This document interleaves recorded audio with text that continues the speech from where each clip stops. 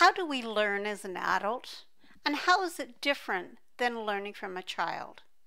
Two things are different. As adults, we bring in our experience, our education, and our way of learning. We as adults control the situation in a much different way. And how is that? Because we are adults, we need to be treated as adults. It does not depend on our ability of learning or how far we've come in whatever skill. It is to show maturity and responsibility as an adult. When you're teaching an adult, you are not teaching a child. And there's two differences. As a child, a person has very little experience, very little learning about life and about himself. As an adult, that person has matured, gone through many life experiences, which is completely different than a child. Also, an adult has many different things happening in his life all at the same time. Personal experiences, financial experiences, also experiences with his or other significant other, as well as close family. Also maybe children, also work-related.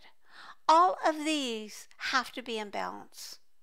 The person that is an adult learner must have all concepts in his regular part of his life to be in balance so that he can learn. If he is stressed from lack of sleep, stressed from personal difficulties, he will not be the great student that one would wish.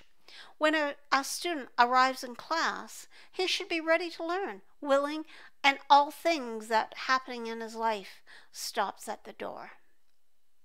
We have to, in teaching adults, take all of this into consideration.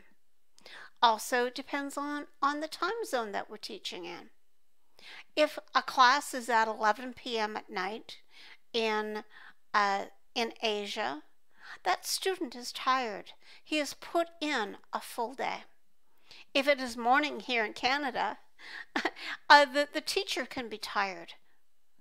So we have to have these bases put into consideration when we are teaching. We look at the all-over ability of the student and also our own ability. If we are tired, if we're hungry, if we're faced with all kinds of different tasks that need our concentration, then we're not going to teach the class the same as if we're rested, well-nourished, happy.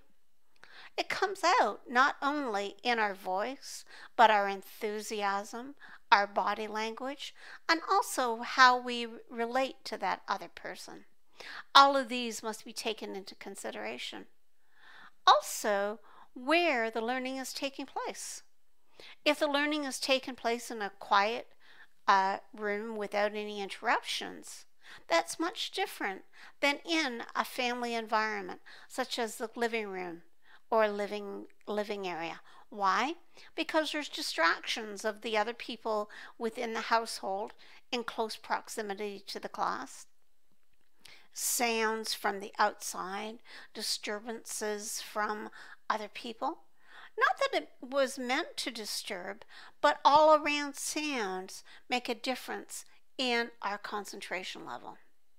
So, to perfect learning, we must come to our class rested, well-nourished, and all things put aside, or the ability to put them aside for that little while.